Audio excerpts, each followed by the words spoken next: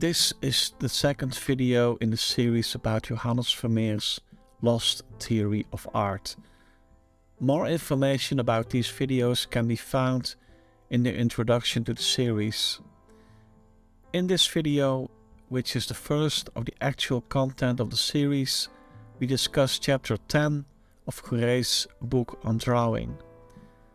This chapter, and therefore this video, is about seeing forms and how we can interpret them. We will analyze Vermeer's paintings with this and come closer to a better understanding of his way of seeing.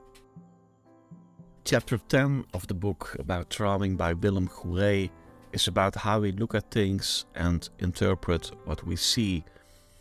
It's about how something is composed of main forms and subordinate forms.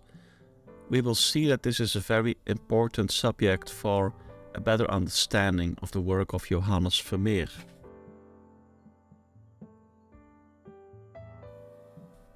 First, I would like to show a work by Gerard Douw. Gerard Douw is known for his very precise working method. Here you can see that Gerard Douw works out everything in detail. The folds of the red jacket, the fur, the white cloth on the table, the water jug, the chair, the frame of the mirror, the decoration of the wall, the hands, the nails of the fingers, everything. This is a work by Johannes Vermeer. Perhaps you immediately notice how clear it is compared to the Gerard Douw that I showed. Vermeer works less detailed. In this detail, you can see how much of the composition is actually worked out very flat, without showing much detail. Only very select passages, such as the head, her hands, and a part of the map, for example, are worked out in detail. Here I have placed two details next to each other. In general, you can see that Vermeer works out everything much more globally than Gerard Douw. What is the reasoning behind this?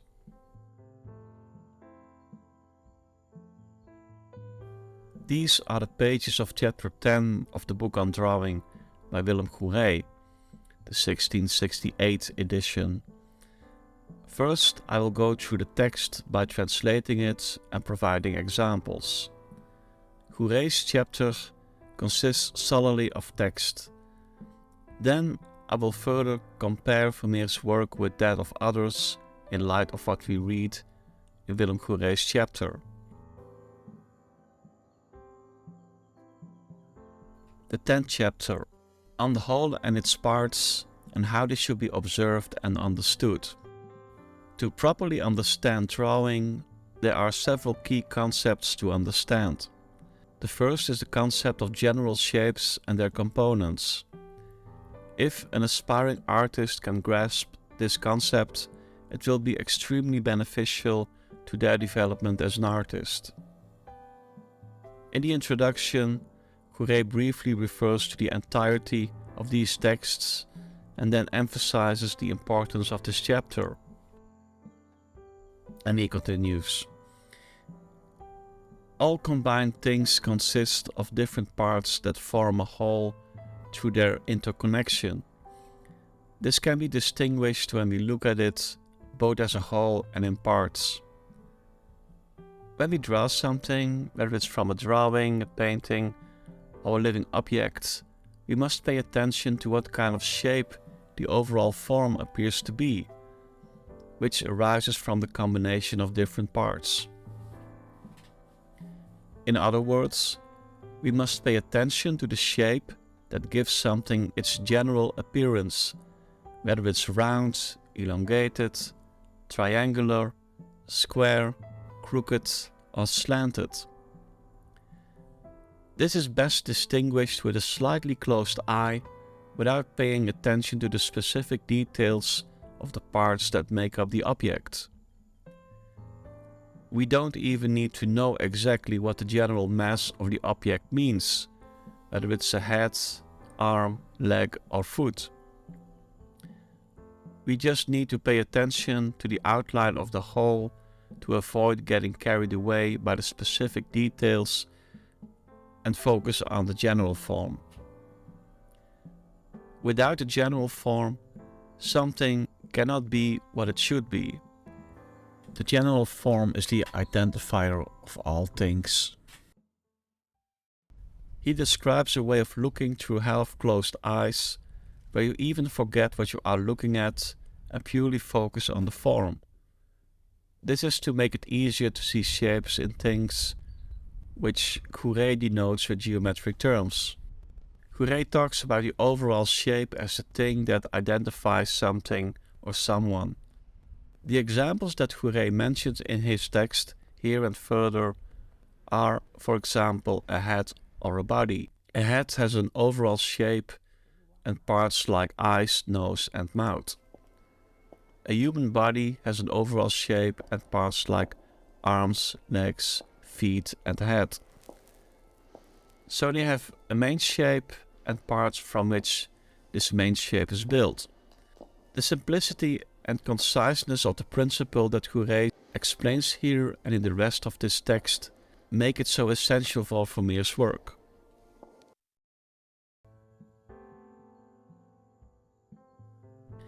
The overall shape encompasses the individual components that make up the whole. The outermost boundary holds everything together as an encompassing band. Just as a square block contains its materials, size, weight, color and appearance within the limits of its square, even-sided shape. This piece of text was not included in the first edition of 1668, but was added in 1670. Goeree means that regardless of what is inside that square block, the ultimate shape of that block is simply square. The square outer edge keeps everything together.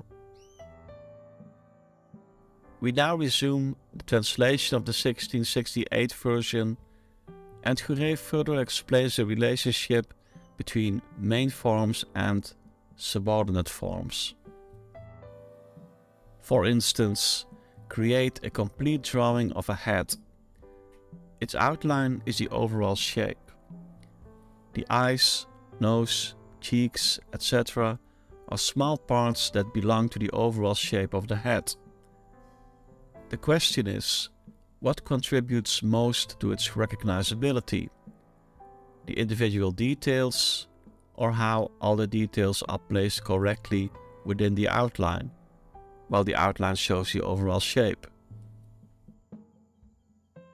I have a drawn portrait by Peter Soutman of a man with a distinctive outline, but also an intense gaze. What makes him particularly recognizable? His eyes, nose and mouth, or the characteristic combination of beard and hairstyle? In response, I give the example of Apelles. He stood before the king and wanted to let him know who he had encountered. He took a piece of charcoal and drew the general outline of the man's shape that he remembered. He did this on a wall in such a way that the king, who knew the man, could deduce from this general shape which man Apelles meant. Apelles was the greatest painter of antiquity, but no drawings from him have been preserved. This sketch by Rembrandt could fit into the story as well. In this sketch, you only see the general shapes indicated, but if you knew this man, you would recognize him from this sketch. To further prove this, take two faces drawn with erasable material. These should be as similar as possible in expression and facial features. Carefully erase the outline and thus the overall shape of one face, leaving only the small areas of the eyes, nose, mouth, etc. You will immediately notice that the resemblance is lost or greatly diminished.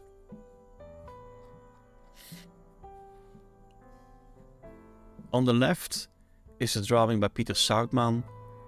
on the right, I digitally erased everything around the eyes, nose and mouth. Did the recognizability of the man stay the same? Did it become even more recognizable or much less, as Goeree says? Let's do another test. Around the remaining parts, create a new general outline that is clearly different from the first one. You will see a completely different being.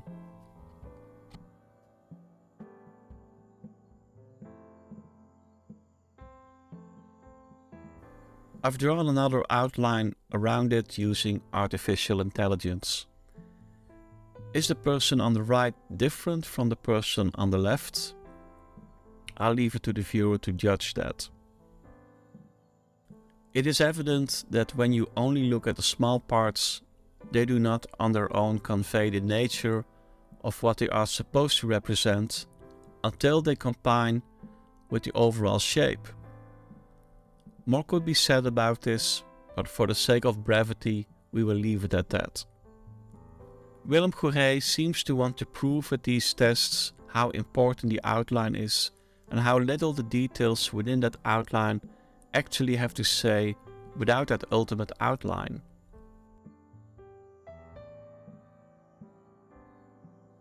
To illustrate the following text of Goeree, I have here a work by Jacob van Loo from 1653. We see several nudes in this painting. While I read the translation, I also show details of this painting to illustrate what he is saying. Now, the overall shape can also be divided. This can be seen as the overarching form for parts which in themselves also consist of other smaller parts. For example, the overall shape of an arm, a leg, a thigh, a foot or a head. In relation to the body as a whole, they are just parts of that larger structure to which they belong. However, they can also be seen as large overall forms because, like the body as a whole, they have smaller subordinate parts. For instance, an arm has muscles, a bend in the elbow, and the like. Or take the hands, which have fingers, and the fingers have phalanges, and so on, as we discussed earlier in regards to the head.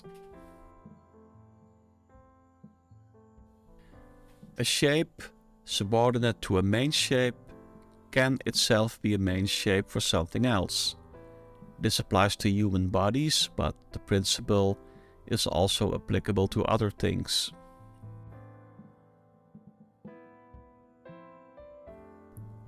Since the nature of things lies mostly in the general shape of the main parts, it also lies in the overall shape of the whole. This can be somewhat proven. Have someone you would know well, someone you would recognize out of thousands, stand at a considerable distance from you.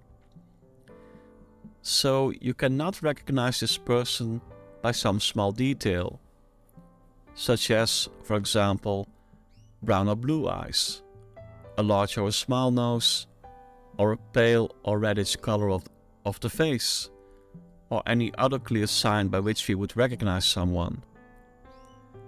Yet we will often recognize this person by how they, in essence, appear. Let it be so dark at night that we have no more light than to distinguish man and horse, and you meet an acquaintance. It will often be the case that you recognize that person from afar. This despite the distance and the darkness that prevents you from recognizing this person by their face or the color of their clothing or other small detail.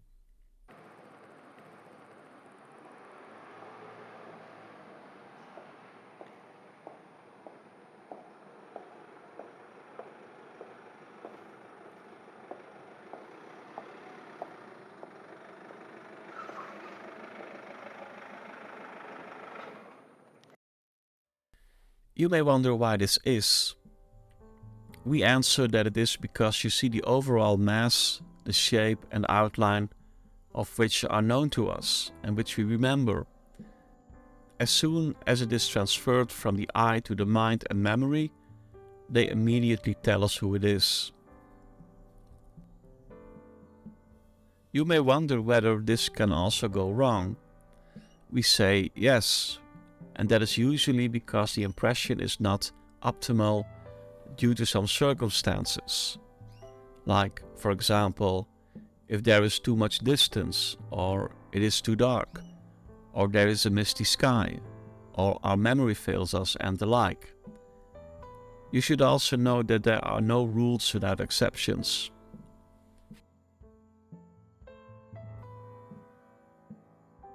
Each example that Goeree gives brings out a different aspect. Before we delve into various examples of Vermeer's work, I would like to summarize some important themes from the previous discussion. Looking through half-closed eyes. When looking through half-closed eyes, details disappear and it becomes easier to forget what we are looking at. We then focus purely on the form of something. It's a kind of aid. Geometric basic forms in the main form of something. You look at a person or an object and you try to imagine what basic shapes you can see in it. What does it remind you of? Is it round, square, oblique? In fact, it works very associatively. The main form is the identifier. Even if all the details within the main form are eliminated, something is recognizable by the overall shape. According to Goeree, the opposite is not true. The main form is composed of subordinate forms, which in turn can be main forms for even smaller parts. It's like a thought that continues to smaller and smaller details or parts of something.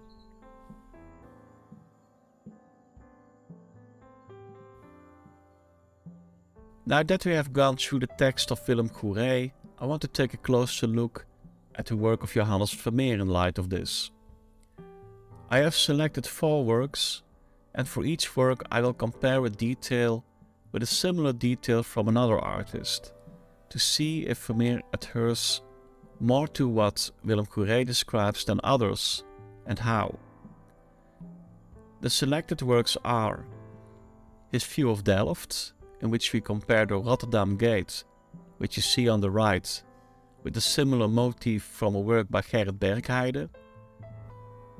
The Lady Standing at the Virginal, in which I compare the dress with a painting by Gerard ter Borch. The Girl with the Pearl Earring, in which I compare the execution of the face with a child portrait by Verspronck.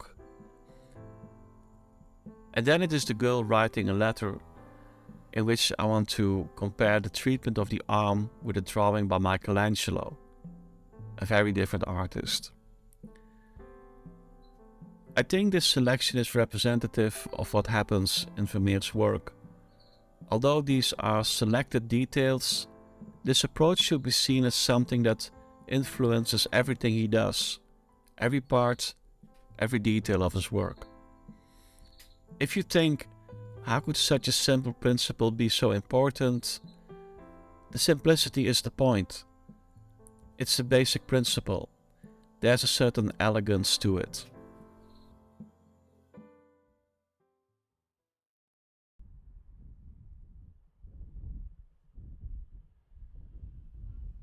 We are in Delft, roughly at the spot where Vermeer painted, or at least observed, his View of Delft. And it is rare to have the situation in real life where a new church, the Nieuwe Kerk, is illuminated by the sun while the rest is in shadow, as you can see in this video footage. Here we see Vermeer's View of Delft. It's a clear scene. Over the water we see the city gates that no longer exist. The city gate on the right hand side is the Rotterdam Gate. We see little detail within the contours of the Rotterdam Gate. Could you rebuild this city gate based on Vermeer's painting? Can you reconstruct the structure based on Vermeer's representation? It is difficult to decipher what is happening inside that mass in that respect. Another building with two small towers can be seen in this painting by Gerrit Bergheide. Bergheide paints much more detailed and precise. Here we see the two paintings next to each other. We can see so much better what is happening within those contours on the work by Gerrit Bergheide. A skilled architect could approach the structure and make a new construction drawing without having to fill in too much. What Vermeer does is more similar to how things look when you squint your eyes than the work of Bergheide. Details fade away and only the main form is clear and distinct. Bergheide carefully works out the structure of the building. Vermeer's Rotterdam Gate becomes much more of a single, large mass within the outlines, without clear details. You can take in the building in Vermeer's painting much more quickly at a glance.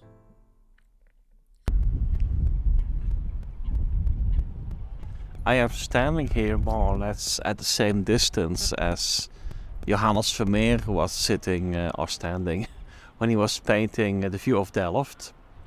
And I can see the buildings, the houses, crystal clear. I mean, I can see the construction, the windows, everything.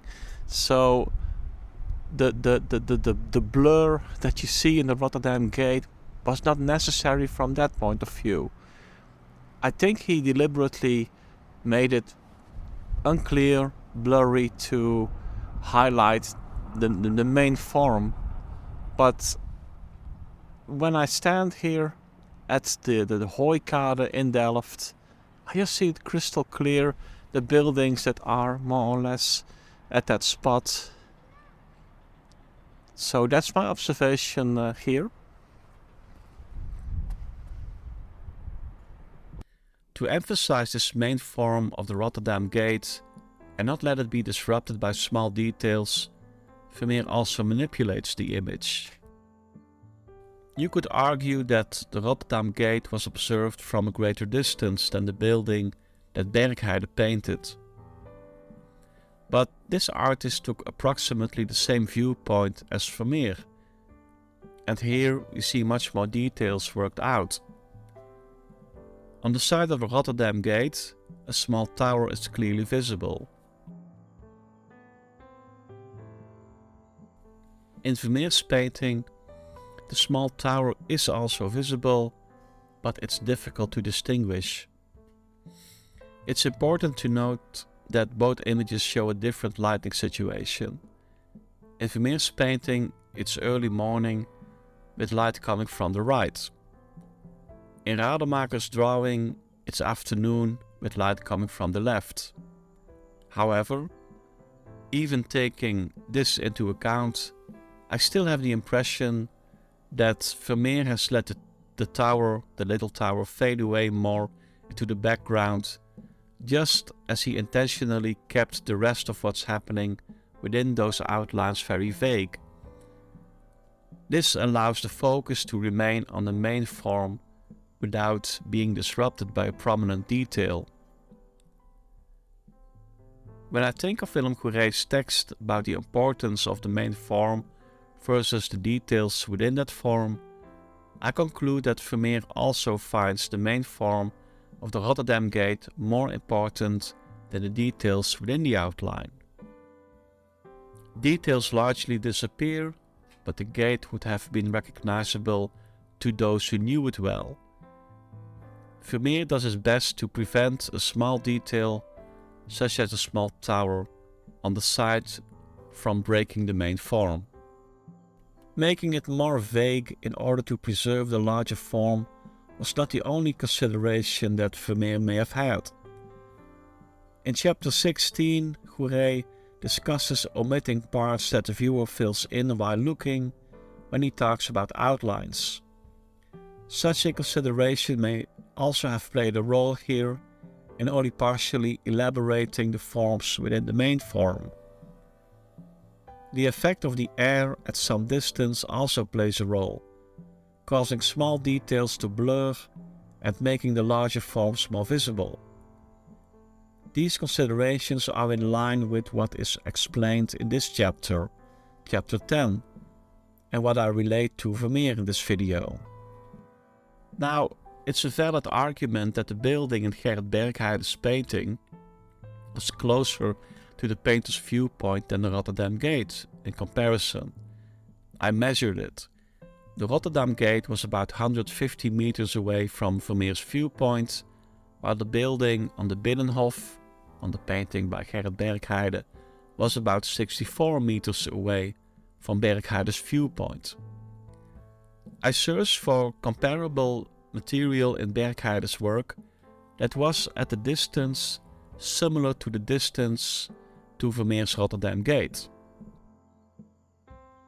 Here we see the market of Haarlem, the city where Frans Hals lived, and the buildings across the square with their tower are at the same distance from the painter's viewpoint as the Rotterdam Gate was in Vermeer's view of Delft.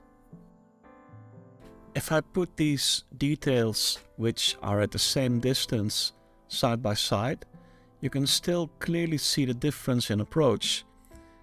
In these buildings painted by Bergheide, the eye lingers on various details. With Vermeer, everything forms much more of a cohesive whole. So, also at this further and similar distance, similar to the Rotterdam Gate from Vermeer's viewpoint, Bergheide paints much more details than Vermeer does. I suspect that Vermeer reasoned that a simplified main form shows the essential form of the city gate. I get the same impression with other details in his work. It's as if a purer, more essential version of the form is contained within the shape as it's seen, and that is what he shows. To conclude this section of the view of Delft, I am showing one of the few things we still have in the same form and lighting that you can compare with Vermeer's painting. The church spire has been replaced with a taller version in later times, and we see blackened parts that I want to ignore. I am interested in the part that catches the full light. Vermeer chose to make the brown-red stone at the bottom of the tower of the Nieuwe Kerk light as well, in the same color as the rest of the tower. And I think he did that in order to not break the overall shape. That is an interesting choice. This makes the tower as a whole a larger light surface, and the main shape is not interrupted. If he had worked in the style of Bergheide, the tower would have been much more divided into various different compartments. Now it is more of a single whole.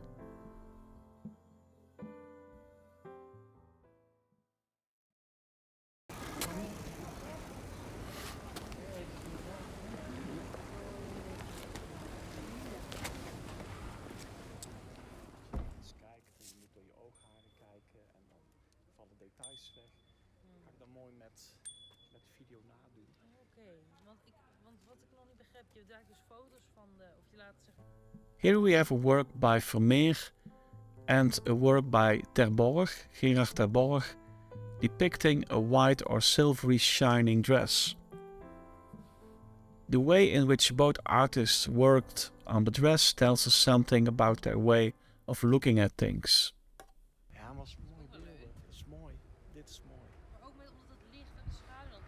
We are talking about main shapes and subordinate shapes, just like a human head, where, according to Goeree's explanation, the eyes, nose and mouth are the parts from which the larger whole is constructed.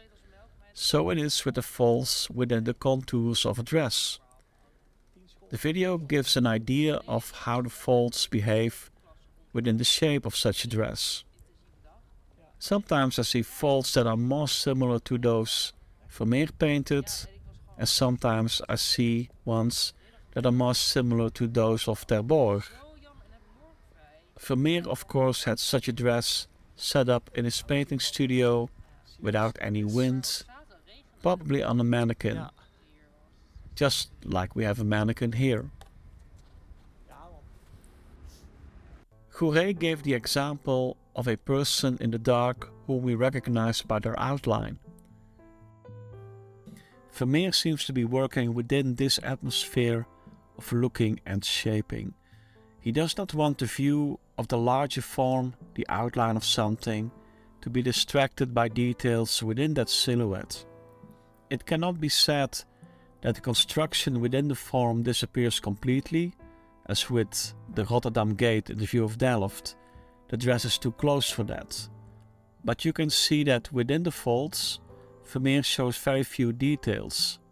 In both cases, I think Vermeer reasoned that the details within the main shape should not distract from the overall shape. The dress that Gerard Ter Borch painted attracts all the attention. Your eye is mainly drawn to a few passages, folds within that dress that light up. Just like with the building with two towers in Bergheide's painting, the eye lingers mainly on the details within that main shape. Vermeer pays a lot of attention to how the main shape is not disrupted by details. The dress could have glittered much more in the light in this painting. The sleeve pieces as well, but that would have drawn the eye too much to those details. In Vermeer's painting, the dress also forms much more of a compositional element in a carefully arranged image where the focus is not necessarily on that dress. With Ter Borch, the entire visual impression of the painting revolves around that dress. In this comparison, we see how little detail Vermeer paints. Vermeer focuses on the main shape, and each fold within that larger main shape is subordinate to the whole, but it's also a main shape in itself for what happens within that fold. What happens within that fold can be compared to the Rotterdam Gate. It should not disturb the shape of that fold. The folds are also very straight, which plays into the geometry in the search for basic shapes. In Ter Borch's work, the fabric appears softer and the folds more twisted and crumpled. He includes many detailed elements in his work. It's not black and white. You can also talk about main shapes and subordinate shapes that become main shapes again for what happens within them in Ter Borch's work. But Vermeer seems to be much more in line with Goeree's approach, where the main shape is a revealer of what you see, and that you would recognize something even if all the details were lost, because Vermeer also leaves out many details where I will show them.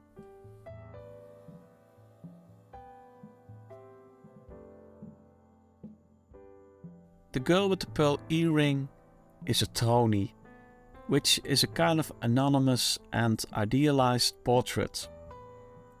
Many individual details are missing or are so blurred that they do not stand out.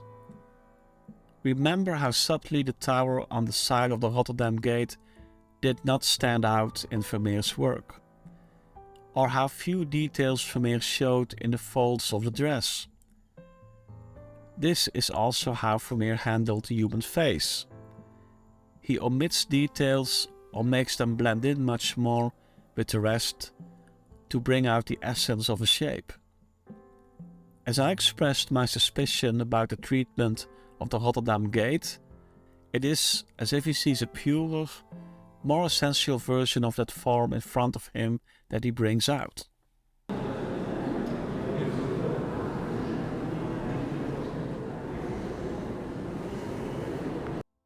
This portrait is of a young child, painted by Johannes Verspronk. Usually, a face becomes more individual as a person gets older.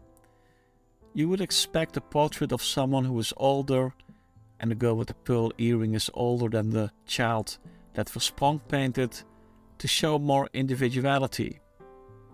However, in comparison to the portrait of the young child by Versprong, it is noticeable that Vermeer's portrait is less detailed and less individual.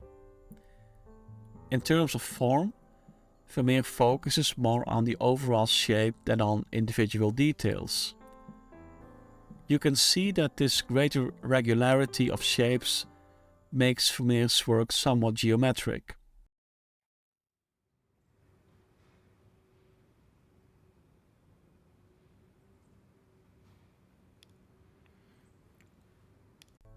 If I darken and blur Alissa's image, we can still see the main shapes without details. The image remains more individual than the girl from Vermeer's painting. I suspect that Alissa resembles the girl with the pearl earring more than the original model, as Vermeer applied a high degree of stylization. But it is good to pause and consider for yourself which regular basic shapes you see in the image of Alissa. This approach applies to architecture, such as the Rotterdam Gate, to a dress, to faces, and to everything else in Vermeer's work. The main shape is the most important aspect, and details should not distract from it. Vermeer brings out the essence of a shape, making it more regular and geometric. I suspect that this is why Vermeer also chose to omit the eyebrows. They would have disrupted the overall shape of the head too much.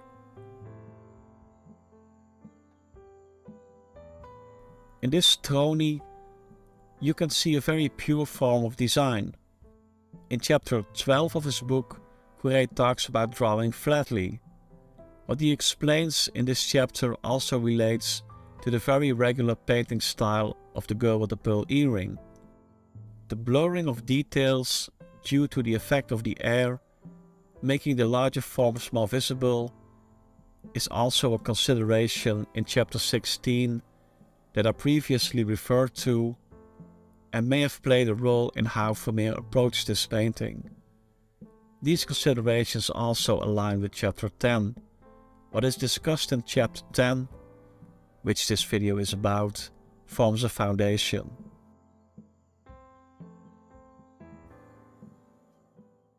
Vermeer is less concerned with the anatomical details of the hands and arms, but has more of an eye for the shape of the arm as a whole. Willem Goeree says that the overall form is what makes something recognizable. He says that wherever you look, you should focus on the overall form. Vermeer does this too. Anything that could disturb the overall form of something, he leaves out or makes less noticeable. Too many details would distract too much from the overall form of her arm and hand. You can see the overall form of her arm and her hand, but Vermeer does not concern himself too much with how it is anatomically arranged within that form. Everything within that shape seems a bit blurred. In this drawing, we see Michelangelo concentrated on the anatomy of body parts. His artistry seems to revolve around the representation of the human anatomy. And Vermeer, on the other hand, literally seems to ignore details in favor of the form as a whole. The painter's strange-shaped hand in the painting, The Art of Painting, by Vermeer, seems to be a result of this approach. It looks distorted, too smooth and regular in shape to be natural. But a detailed, anatomically worked out hand like that, drawn by Michelangelo, would also not fit in Vermeer's overall approach. Vermeer consistently applies simplification of forms with a geometric sensibility and the lack of detail in everything.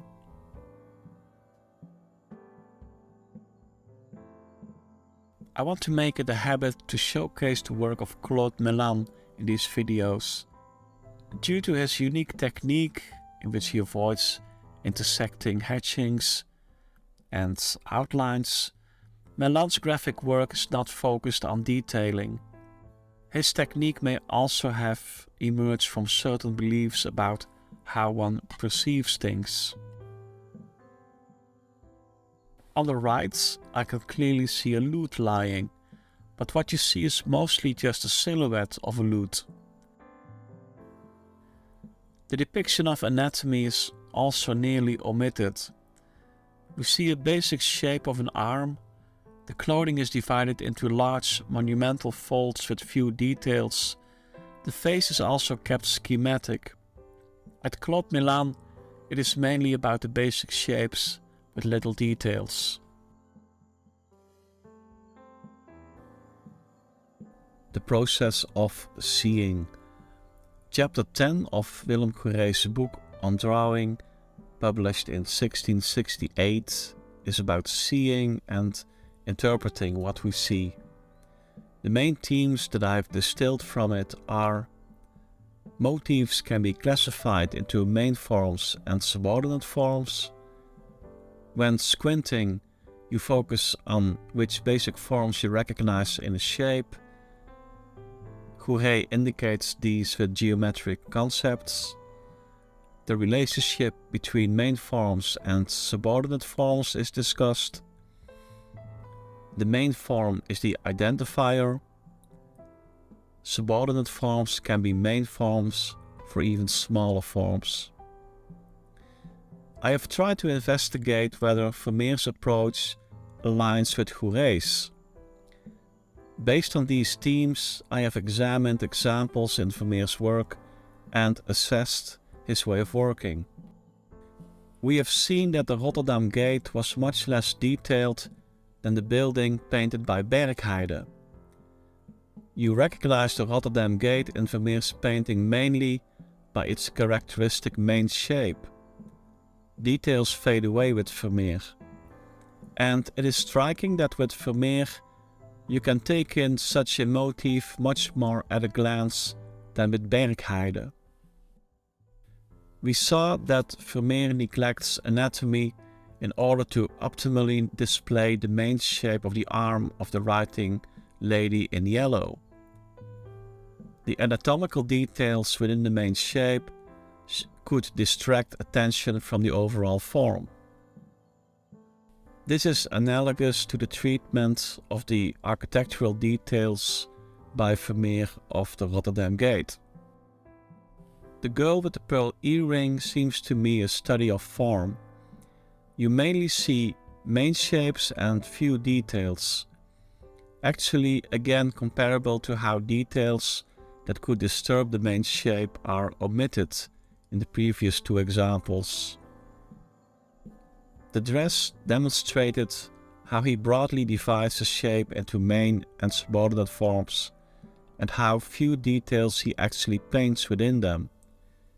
Each fold within the main shape of the dress becomes another main shape for what happens within that fold. This is how Vermeer visually organizes the motif. With the help of the text by Willem Goeree, we can identify certain effects in Vermeer's work. The main themes discussed by Goeree were covered in these examples. Based on these examples, I have the idea that Vermeer thinks along the lines explained by Willem Goeree, that he looks and processes what he sees in that manner. We will see in subsequent videos that this approach is consistent with the ideas that Goeree describes regarding other related topics, which Vermeer also appears to share. But it also leads us to certain conclusions that may not be as literal as Goeree explains them, but they are in line with his ideas. You could say that it is Vermeer's personal interpretation of these principles.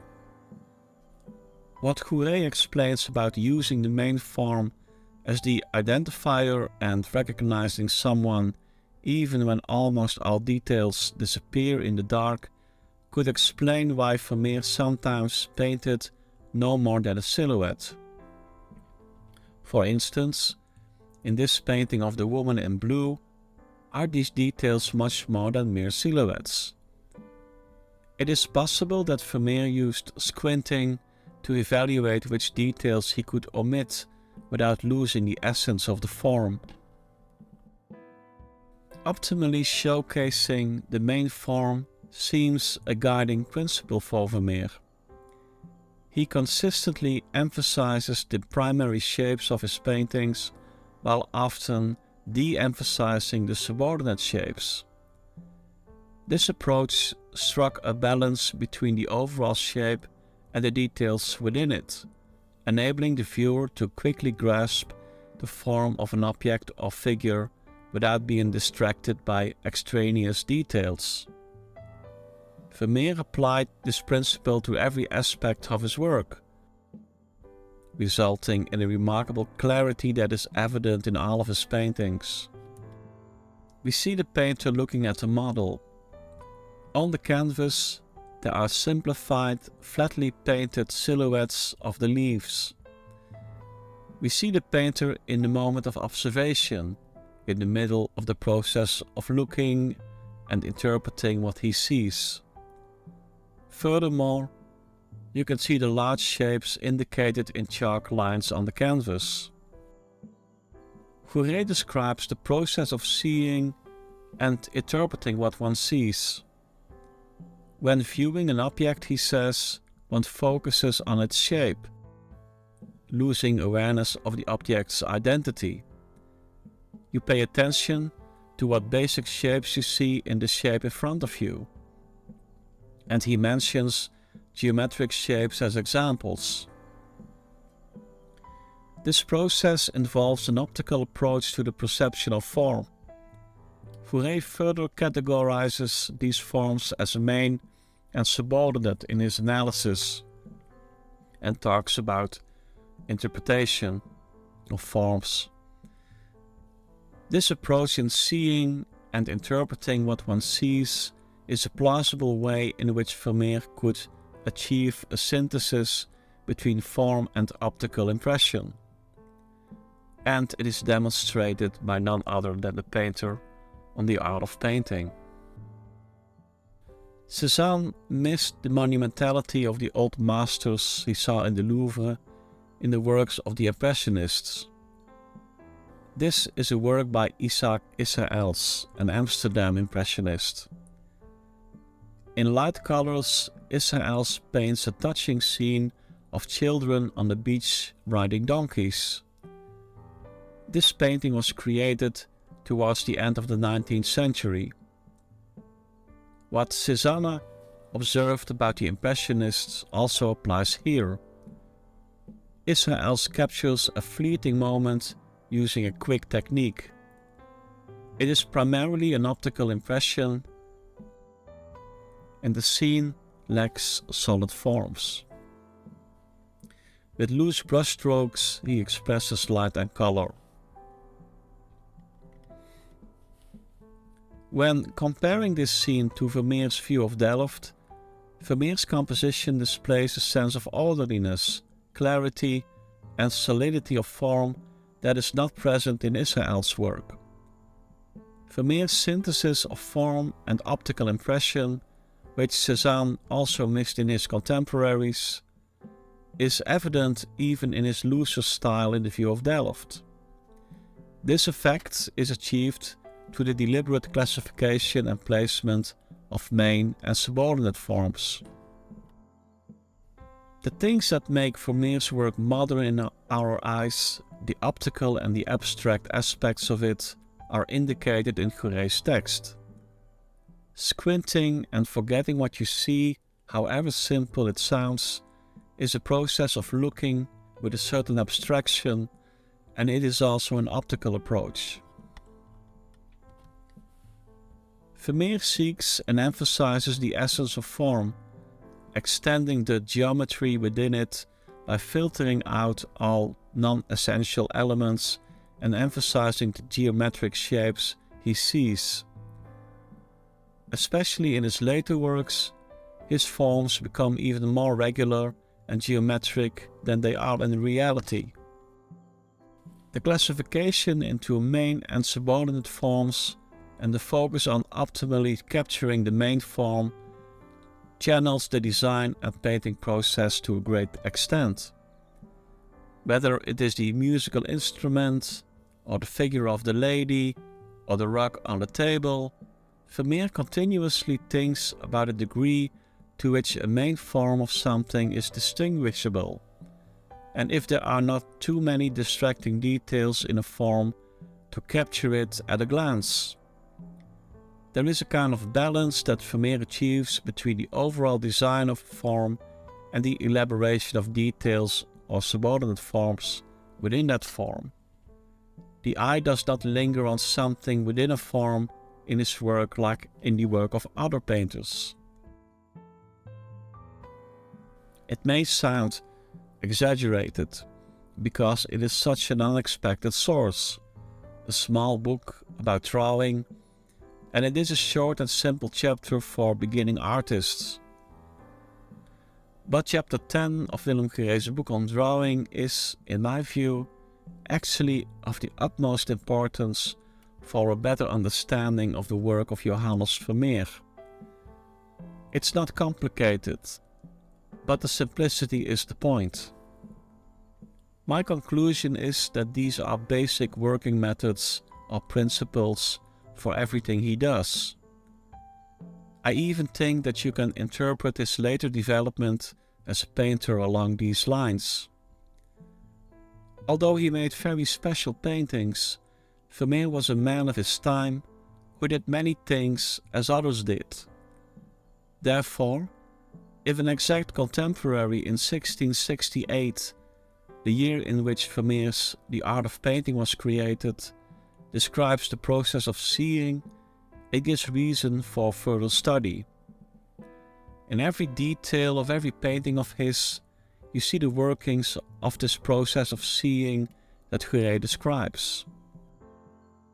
If you want to study Vermeer's work, you can find high-resolution photos on Google Art or various museum websites. You can zoom in on details and observe how he handled the main form of something, as well as how the subordinate forms or details relate to it.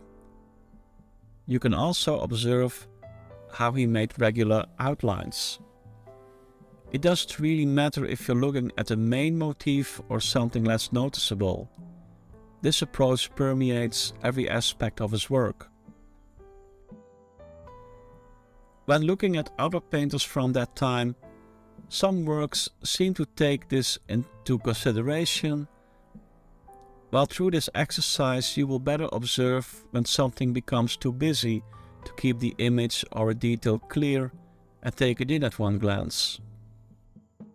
This chapter was about seeing. It forms a foundation for what is to come in the next chapters and videos. Chapter 11 in the next video is about light and dark.